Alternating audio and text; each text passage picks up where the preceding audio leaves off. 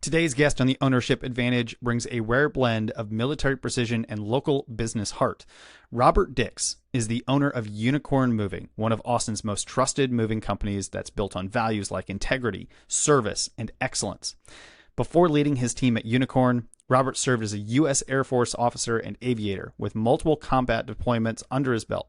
Now, he's applying those leadership principles to build a company known for high standards, long-term team loyalty, and an 85% referral-based business.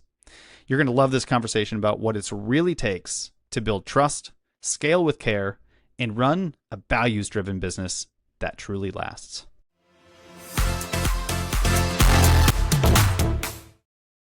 Welcome, Robert. I've got a question for you right off the bat as we start this conversation today. Why is buying a business one of the best things an entrepreneur could be thinking about doing? Well, there's no better learning than by doing, right? And if you can walk into a successful business, then you walk into cash flow, right? And if it has a pretty good management team in place, then you just observe for a few months, let it play out, and that's the best way to learn about buying a business. My original experience was in a startup 15 years ago. Read, who's the guy? Peter Thiel, 0 to 1, all that type of stuff. I did a startup for about 6 years, and it's hard work, man. It's really very rewarding and all that type of stuff. For a phase of life that I was in, I had a newborn and working 100 hours, all that jazz, right? So after that, bought and sold businesses for about 5 years for a firm, and then realized, okay, 0 to 1 is nice for some, but taking something from 1 to 10 is way more in my wheelhouse, right? And we can get into it and talk about different tactics and things to look out for, but it's just, for my personal taste, it's just a way more rewarding experience, right? And frankly, it's way more practical, way easier, and your chances at success are way, way higher. Yeah, I love that so much. And the reason I love to start with that question today is, we were talking a little bit off camera here, and, the fact that you have been through the startup phase and you've seen, the other side of it. And we talk about a lot, in the coaching space, and understanding the risk level is so much different and the time investment is different, right? I think of, talking to other entrepreneurs, and they're like, well, I'll just do a startup because I don't have any cash and, I can do this. I'm like, yeah, but it takes up all of your time and you go slower most of the time, right? So tell us a little bit about making kind of that transition. So you went through this journey of startup to kind of buying and selling companies for another business, and now about 4 years ago you bought this business called Unicorn Moving. Tell us a little bit about that transition of now buying kind of your own business and what that felt like as you kind of took that first leap for yourself. Yeah, 100%. So as you mentioned, did the startup, that was a tech startup for about 6 years, and then moved into something where I could work more regular hours, kind of. During the course of that, so the neat thing about that, like in a lot of you get to look at all kinds of industries, right, and start seeing the patterns. And our favorite clients were buyers that would buy something, spend the next 3 years growing it, and then selling it, taking the capital from that, buying something larger, growing it and selling it, and that kind of trajectory. I just thought it was cool, And they usually had one superpower that they would inject into that business. They would look for businesses that needed that one superpower, right? And then they could come in and just blow the thing up, right? So a business that had been at, let's say, 3 or 4 million for the last 20 years, they come in, they have great marketing chops, and inside 5 years, that thing's doing 20 million, And then they sell it, rent to repeat. So it just thought it was neat. So that said, that's probably my favorite job ever, was as a business broker. Totally loved it. Had no intention of leaving whatsoever. Turns out, during that journey, I fell in love with, what we call dirty boots businesses, right? Skilled trades, HVAC, electrician, plumbing, home services, all that type of stuff. Why? I had been in tech before. I saw the market starting to get a little bit of tech fatigue, harder to raise capital. Everybody's trying to do it. So, just like a very wide pool of competition. Investors are getting way more selective because the hangover is coming from all the failed VC rounds and inability to get rounds. So it's just like, dude, everybody's over there. Let's go over here. Nobody trades, which is the one thing that everybody's going to need forever. It's Amazon resistant, right? If you're in a growth market, I'm in Austin, Texas, right? So if you don't screw things up, you're going to naturally expand with the market, right? So for this, people aren't going to stop moving, right? They're always going to need a mover. So not to get too far down the rabbit hole, but my family and I were moving ourselves, right? At that time, Unicorn Moving was my boss's client, right? And so we're moving ourselves. I'm like, yeah, sure, why not? I'll use Unicorn, whatever. And we did, and we got to know the guys after for a couple of days. And after that was over, I was like, this is the best customer service experience I have ever had. Not moving, anything.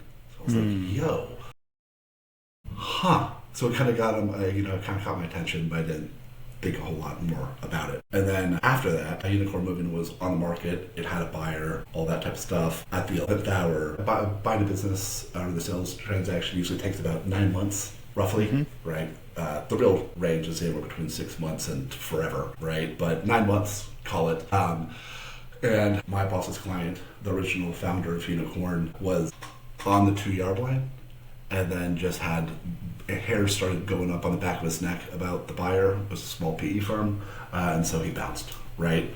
At this point, the seller has deal fatigue. He's just been through it.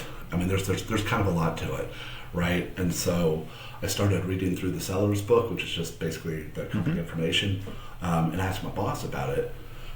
And he was like, are you thinking about buying a moving company? I was like, no, that's ridiculous, right? And then a couple of weeks go by, I keep on asking questions, and he asked me the same question, and I'm like, well, maybe, I don't know. So I had a meeting with the seller.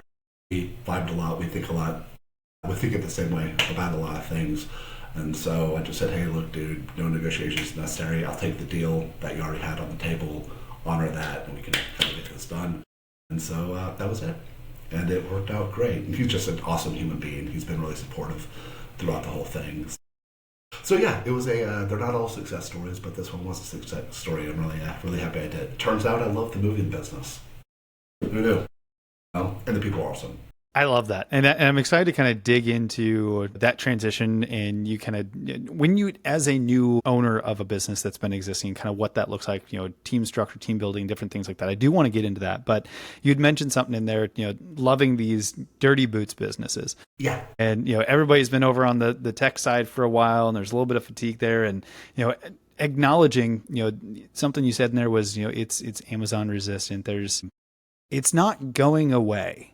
Right. And I do want to ask some questions a little bit later on about how AI can impact different things. And as I look at the landscape of businesses, and you look at a lot of the businesses been on the market, the ones that are owned by the baby boomer generation, and there's this whole transfer of, business wealth that's continuing to happen over the next, 5 to 10 years. Right. Yep. And a lot of these are businesses that they're not going anywhere. Like, people still need their windows washed and their cars cleaned and they moving and those are not things that AI by itself, without maybe, super advanced robotics, those aren't going to be the first ones that are going to be gone. You've got a whole other swath that's being disrupted a lot faster from some stuff. So I think it's really cool. I'm excited to dig into how you think about that and what you're looking at as we go. But since you were talking about the business itself and a little bit of this transition, what is that like to take over a business and having some existing team? How do you structure the transition? Do you come in and change different things? It sounds like the deal was a very positive one overall, but I imagine team building and things like that. And I know that's something that's kind of near and dear to the skill set that you have. So talk us through that. What does that look like as you come into the business now and you look at how do I really get this team to continue to do the amazing work that they've been doing? Yes. So it was scary, just because it's that never been, I'd worn a tie forever, right? And so going into this, it's like, are they gonna, like, when the seller is very generously announcing me and who I am, I was still scared, because it's like, are these guys gonna see right through me? Like, are they gonna know that I've got no idea what I'm doing? But I did have the benefit of the experience of seeing postmortems on when business sales go really well and when they don't go so well. So I used to mail out this letter to the buyers. It's a letter written by an M&A lawyer up in Dallas that said 10 ways to completely destroy the business that you just bought. So if you take a look back, most people that buy businesses have some sort of entrepreneurial twist, right? So for better or for worse, right? So what does that mean? You got 1,000 ideas in the shower. Awesome, right? Right before you're going to buy the business and it looks like you got an LOI in place, it's like, cool, this is probably going to happen. All the wheels are turning about all the improvements you're going to make, all the stuff. I mean, good idea. Gary is just shouting in your ear, right? You know, you're going through all the P&L and all the financials. And it's like, oh, dude, I can do this and this and this and this and this, and then millions, right? And okay, cool. Just from a human perspective, what do most employees know about business sales? It's stuff they've seen in TV, it's stuff they've seen in movies, they've seen the two Bobs, they've seen George Clooney, the Axeman, you know, and it's just like, okay, this is scary. We don't know who this guy is. Am I getting fired? Right? That's why typically in most business sales, you're on non-disclosure, so the current owner cannot tell anybody, employees, vendors, it's anybody that they're selling, because it can break stuff, right? And people can start looking elsewhere, right? So from an employee base, everybody can get freaked out and pull out the classifieds and start looking for another job immediately, which means you with the new owner are screwed, right? So I think something I learned is keep a super stable ship, right? Because I mean, the business is the people and the processes and the customers, so make sure that doesn't go away. Cool. So make them feel very safe. So, hey, morning everybody, I'm the new guy, right? First of all, and then immediately talk to everybody one-on-one and say, hey, look, the seller really valued you. I really value you. I trust his judgment. So you're not getting fired. In fact, here's a retention bonus. You're getting half right now, and you're getting half 6 months from now, right? And do that with everybody. Give everybody a small symbolic raise and just make them feel safe, right? Keep this thing stable. For a good idea, Gary, you don't know enough about the business in the first year to change anything about the business. Because something where you could save a bunch of, oh, that guy is redundant. Okay. So you let him go. You save a bunch of money. Well, it turns out he was connected to 50 other things and stuff starts breaking, right? So all of this, Tanner, is a very long-winded way of saying don't make any big operational changes in the first 6 months. Sit back, shut up, 2 ears, 1 mouth, observe, learn, don't change anything. When you start changing stuff, people are going to freak out. And you don't know whether they have good change tolerance or not, right? So learn. And then once you actually start getting it, then you can tell people, hey, look, this is great, but I think we can make it a little bit better. And then just start managing change management, if you can. So yeah, that was my general philosophy. Only because I had the benefit of knowledge of seeing people that were very smart, like super high street cred, parachute into a business, buy it, parachute in, change a bunch of shit, and then everybody's bounced and the thing's a lawn dart inside the first 3 months. You know, dude, right? Mm-hmm. So it's kind of putting your ego aside, putting some of your natural entrepreneurial instincts aside. Not away, just over there, you know, and then, provide stability to everybody, gain their trust, and so that was my journey. We also, I cheated a little bit because for our movers, they make a percentage of the job, they're not hourly, right? So they make about like 15% of the job, give or take. So our pricing matters, right? Unicorn Moving was right in the middle of the pack as far as pricing in Austin, Texas. I bought it, so summer right now is moving season. It follows the school calendar, right? Mm-hmm. Moving, and your family knows a bit about this, Tanner. Just a little bit. Just a little bit. So we closed in mid-April, kind of found the feet, and saw that there was kind of a gap. We discovered we could raise prices. So we ended up raising prices very aggressively by like 40% inside the first 2 months. So by pure luck and market conditions, everybody got a 40% raise when I got there. So they're all like, oh, wow, this guy, I guess we like this guy now. So I kind of I walked into an accidental tailwind that helped out a lot. Amazing how money can motivate and keep people happy. Right? So anyway, that was kind of it. Yeah, no, I absolutely love that. I mean, there's so many things in there that I think would be kind of fun to talk about. Just making the comment that you don't know enough necessarily in that first year to go in and make lots of massive changes. And I think it's an important piece to highlight for those that are maybe thinking maybe I should start kind of getting into this buying and selling business type thing. You know, a couple of my mentors, the founder of Action Coach, Brad Sugars, my direct coach that, you know, has a portfolio of companies, things like that.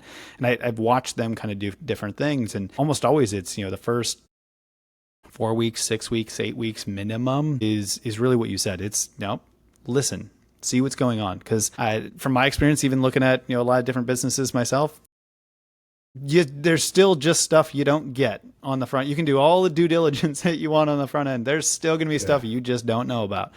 Right. And you know, being able to just come in and absorb a lot of that first, I think really has a lot of power. Especially when it comes to the team. So I'm super excited, you know, it's super fun to kind of hear that experience from you as you went through it. You know, there was something else that you said there that I'd heard this a couple times recently, and I believe it was something that Charlie Munger had used a lot in framing different things. But you said the letter of 10 ways to destroy, you know, the business when you first buy it, and you know, I think it was his frame that's essentially you look at what are all the things we can do to destroy or, you know, mess something up, and then just go do all the things that are opposite of that. That's great advice. Yes. So, you know, when you think of, you know, this transition, you know, you had mentioned, hey, you know what, this was a little scary, right? You had to jump in, you're the new guy. There might be a little just natural fear from the employees at this point. You focus on kind of the team building side, making sure that they feel safe. How has your background played into your ability to kind of navigate through that? Yeah. So outside of the office personnel, right, which is a mix of men and women, movers are, generally speaking, all dudes. Yeah. And there is sort of a personality set. They're not the guys that want to hang out in the office. They got kind of a cowboy thing going on. So I was in the military straight out of college. I joined the Air Force.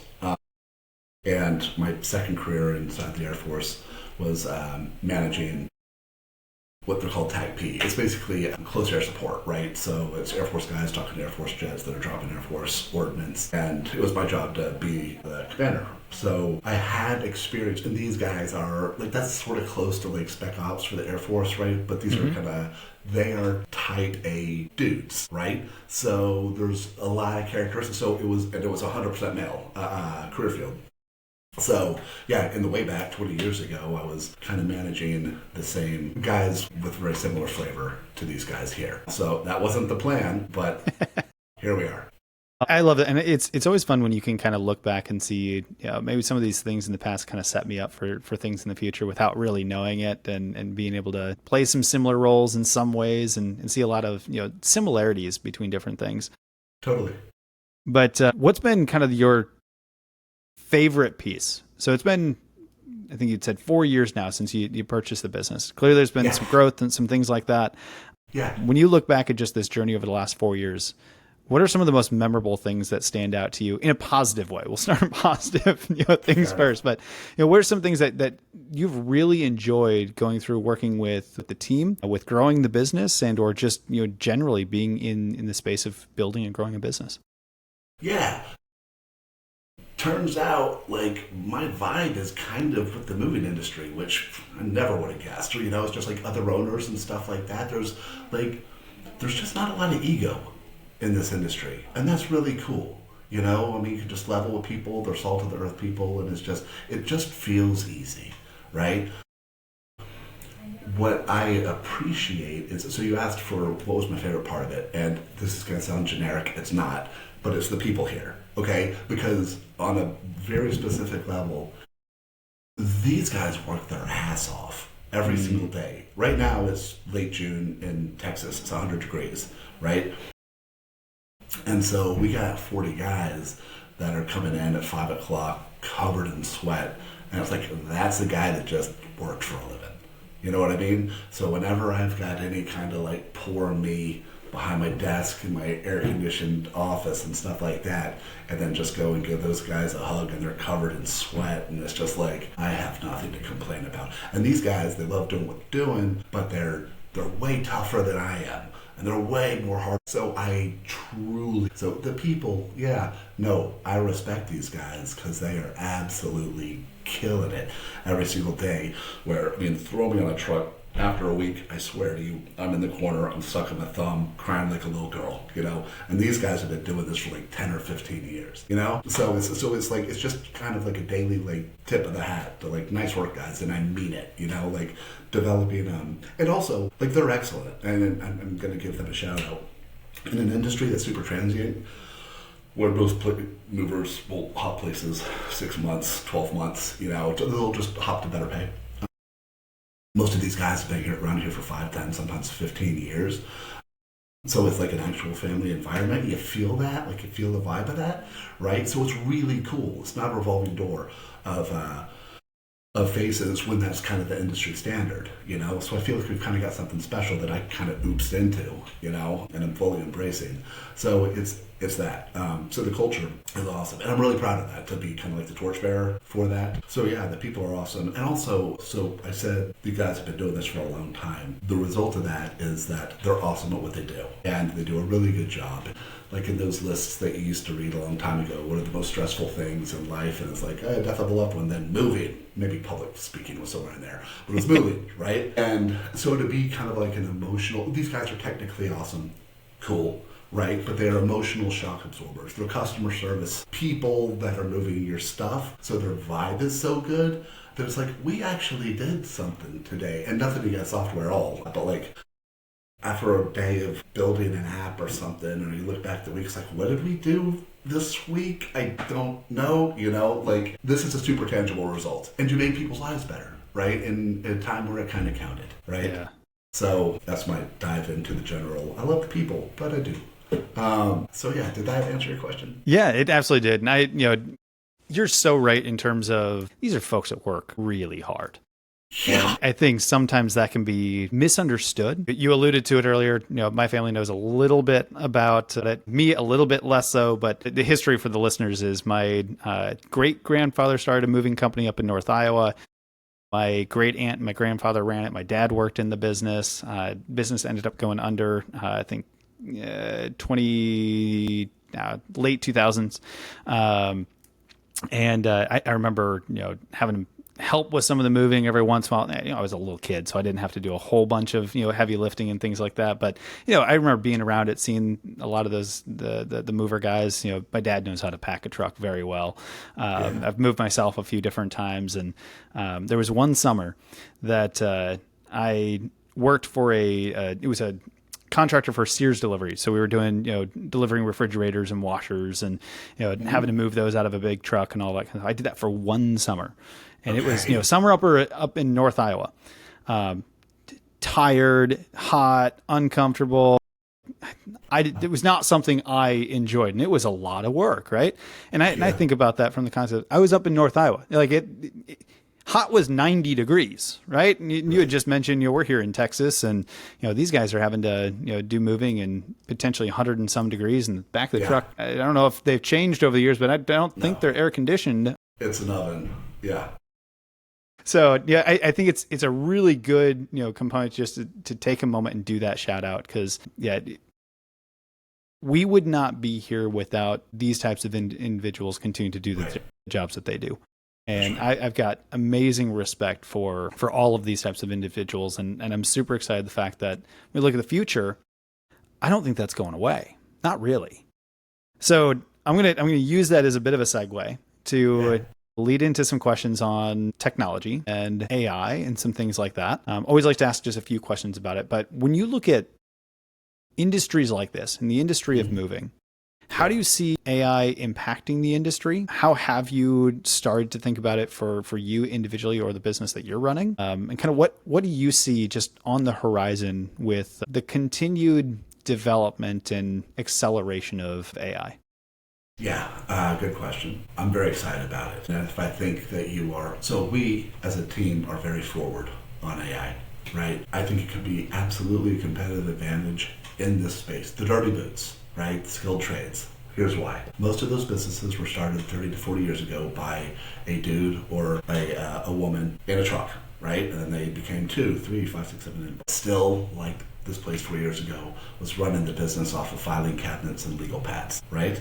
So clear opportunity right there. So a lot of our competitors who are awesome, fantastic at what they do, if I'm them and I've been doing this for 30 years, I'm approaching retirement age maybe, I don't know if I have the appetite to learn AI. It's like, hey, it's time to go, So the ones that do, you got a big advantage, right? So there is a reason that all things, so the last 20 years, everybody has been software, tech is eating the world, all this stuff, right?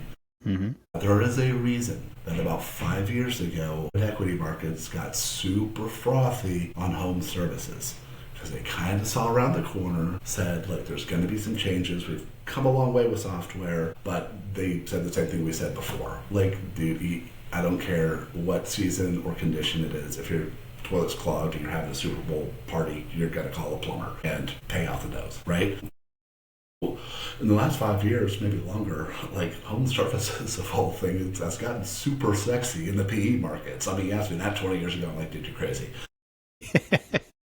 And moving's kind of like home services adjacent. Oh, there is really an opportunity. So you said before, baby boomers, what they call it in the industry, the gray wave or the silver tsunami, is the baby boomers. All egressing and retiring. I think at this point 2/3 have retired, which means 1/3 haven't, which is tens of millions of people, it's millions of business. There's plenty of books written about the $1 trillion wealth transfer, all that jazz. Okay, cool. If you come in with a decent marketing plan, a modern marketing 2025 marketing plan, dude, a 2018 marketing plan would still be whatever, and you just slap technology, slap modern marketing on the business and then raise rates immediately. Dude, you're setting yourself up. And I'm not the smartest guy in the room, by far, but I knew those things and it just did that, right? So, well, to answer your question, AI is the next thing. So if you take that recipe of things where there's the current ownership group, who will probably be retiring in the next 5 to 10 years, are generally change resistant because they're in the phase of life where, I don't know if I have the appetite or the energy for that, right? They've been hanging out in this industry for decades, which isn't traditionally a tech-forward industry anyway, right? You come in with some energy and the willingness to learn all the new tools, you're going to have a pretty big advantage, On the tactical level, in moving, you need guys. We don't have still a couple of weeks away from robots doing all this for us, right? But on all the traditional back-end services, of course, right? I mean, we have said loosely that aside from the movie or a local human. So we've leaned pretty heavily into remote because they're awesome and blending out with AI solutions. Because, across bookkeeping, accounting, customer service, operations, and sales, bookkeeping, accounting, and a large part of customer service can be driven by AI. Sales is getting there fast. Still, there's a lot of people there like, I don't. But on the other side of the stuff, and even, finance work, like financial analysis. I mean, we just dump all of our stuff up into chat and say, what are we missing? Make a smart decision for us, robot, and then it will come out with a great analysis. And it's like, oh, I totally didn't see that before. Thanks, robot. And that's it, So, it's awesome. So and this is for this business and almost any industry, definitely in the skilled trades. If you just take a look at, all the job functions, and you say, which role, is this a person, or is this a project, or is this just kind of a phase that we need to go through? A lot of that stuff you'll come to discover can be, you can use AI for that. You can save a ton of money. So kind of going back to the people, that's the opportunity that they see, is buy up a bunch of 100 movie companies, get them all on the same program software-wise, and then you're going to be able to cut out a whole lot of G&A because you do not need humans in America doing your bookkeeping for you at all, right? I mean, if you care to, throw it into the AI. So there's a ton of, that's a long-winded way of saying there are a ton of efficiencies, especially in this industry that has been slow to keep up historically. You hop on that opportunity in industries where people have to buy from you, right? Then that's, I think, think you can be relatively confident. That's really cool. And I love hearing the perspective. And I love asking about this a little bit in these types of conversations, because I tend to be the one that is more on the side of it's never been easier to create some efficiencies and use the tools that are available to us. At the same time, it requires a mindset and willingness to go and learn those tools. And they're moving so fast that you really have to make that choice. And I have come across a lot of individuals who are like, I'll just let somebody else go learn those things. But therein lies the opportunity. And it's really cool to see that. But it really is, it's never been easier to create some of these things and take a business that's been a legacy business, that's been around forever, and really ensure it gets to make it to the next generation and beyond. Which maybe wasn't the case without some really good skilled knowledge coming in the past. Yeah, that's right. That's right. So as we kind of shift to a couple additional questions as we begin to wind down the conversation here, I've got a couple that I love to ask are really kind of some personal insights to pull some additional nuggets out for the audience. Yeah. But I want to ask you about a piece of advice that you've received, and not necessarily the best piece of advice, but when you reflect back and just kind of think through today, what's been either the most impactful or just the most memorable piece of advice that you've been given? Impactful, and it's kind of obvious, but it's obvious for a reason, is focus on the people. I mean, and there's a ton of tropes around culture eats X for lunch every day and all that stuff, and that's all true, yeah. But I made a couple of mistakes from the get. Like, we had shark salespeople who were highly effective on the spreadsheet, awesome, but they were so aggressive that it wasn't the culture that we wanted to represent. So to have to let some of those folks go, we were like, oh God, like, I love the results, right? But it's impacting the culture. It's hard to do. Easy to say, sorry, better way to say this. It's easier to say, harder to do when it's your money. Right? So like actually sticking through that, unfortunately I have a couple of investors who have been around so many times that they're just like, shut up, Robert, just trust us. And it's like, okay, grown up, I'll do that. But it made all the difference in the world, right? I mean, with this, there's hard skills and there's head skills. All the head skills can be taught. The hard skills, it's harder to do that. So hire for hard skills. And I mean, we're not splitting any atoms out here, right? Like they're all teachable skills. So hire for hard and stick with that and be consistent with that is, that probably had been more impactful than anything else. I like that. That's a really powerful piece. Book recommendation, but in a different frame, rather than just saying, what's a book you would recommend? I want you to think about if you had one book that you could gift to everybody, and or a book that you do gift to everybody, what tends to be the number one on the list for giving as a gift? Oh, it's very easy. It's The Diamond Cutter by Michael Roach. He's, I think, the only Westerner to be accepted as a monk in Tibet. Cool. And he was running a diamond brokerage in the Bronx, I think, and they grew up. I mean, it was like a 9-figure business. But he brought all of the teachings, monastic teachings that he had learned into that business. And it all gets down to, I mean, is it kind of a spiritual book? Yeah, sure. But it's a human behavior book too. Right? And it's like, who is this an Einstein thing? Like, problems can't be solved on the same level. Something like that, essentially. Implementing okay, you have a business issue. What's underneath that? What's underneath that? And he puts it in a spiritual frame. You can take it or leave that. And then he has kind of tactical advice as far as how you can approach these business challenges with, from a perspective that it's all rooted in kind of like spirituality and Buddhism and stuff like that. Very cool. I like that. And it works. Yeah, that's not one that's been on my list. So that I just get to add a new one on my list. I like it. So I appreciate that. Cool. Last kind of personal insight one. I really enjoy this one, but what are you digging into right now? When you think of like learning things that you're growing through at the moment, kind of where is your time spent, digging into something that's helping you grow personally? So personally, not professionally, because the professionally AI and marketing are like 90% of what I'm learning. AI for the obvious reasons, right? Get out ahead of it. Marketing, because I've always thought when I grow up, I want to be a marketing ninja, right? Because if you tackle that piece of it, and you've got some sales chops, like you can rule the world, right? And I still kind of maintain that, but in this type of industry where it can be viewed as a commodity, It's not, but from a customer's perspective, it's like I need a guy to move those boxes there, over there, right? And nobody, I feel sorry for you if you can actually name a moving company because you have way too much spare time on your hands. Like there's no clear brand leader, right? So it's all about like where to show up your SEO, your marketing tactics, stuff like that, right? When somebody Googles, I need a mover in Pennsylvania, like how do you get to them, right? And again, in this industry, which is still professionalizing, if you can be at the top there, dude, you are so far ahead. And that kind of applies to a lot of home services businesses and stuff. It's catching up, but it's not there yet, right? So now I'm actually getting to do what I always wanted to do, which is go take a super deep dive into marketing right now because it's necessary for the business. Awesome. Anything different on the personal side? Learning and growth. We travel. For me, learning is just learning how different types of humans behave and operate. So we really prioritize international travel and just kind of like learning about, how different folks think and see the world. And it's awesome. I mean, I think that I'm sort of growing as a person when I get these new perspectives. God, I hope so. So it's been deeply fulfilling to me, and we're going to do. I've got kids that are at the age 11-year-olds, 10-year-old, and 5-year-old.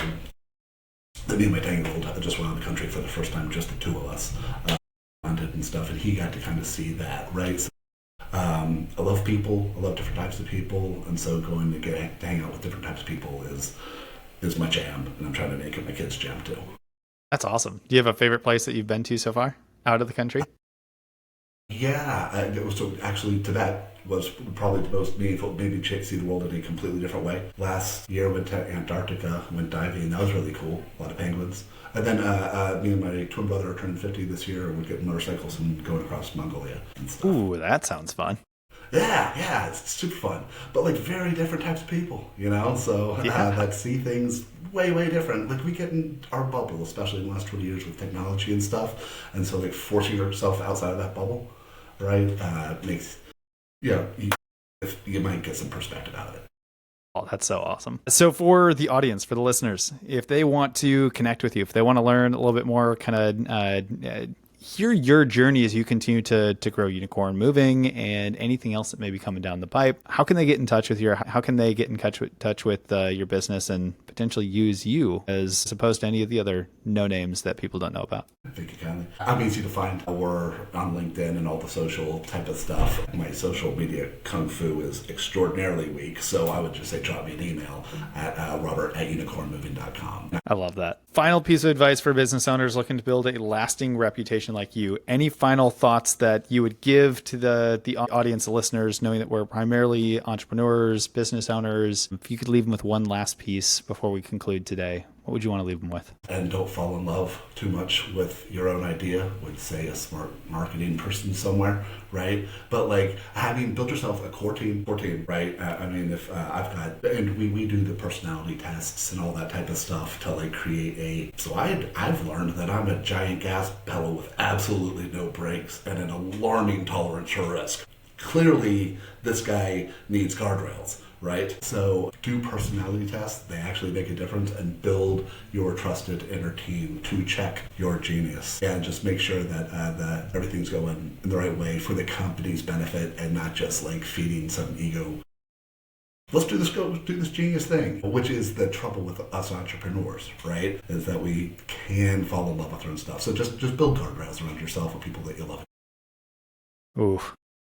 That's really good. I love that. Robert, I appreciate this conversation so much. It's been an absolute pleasure to go through this process, learn a little bit more about you and this amazing journey. There's so much wisdom, I think, in this conversation that I'm going to encourage our audience to go back, listen to this one again, save this podcast, really go back, listen to these wonderful insights that Robert has given us. If this is your first time listening to The Ownership Advantage, make sure you like and subscribe. And of course, reach out to Robert, say hi, shoot him a quick email and say, hey, saw you on this thing. Great conversation. Thanks for the inspiration, all that kind of stuff. So, Robert, thank you so much for being here today. Thanks a ton, Tanner. This is fun.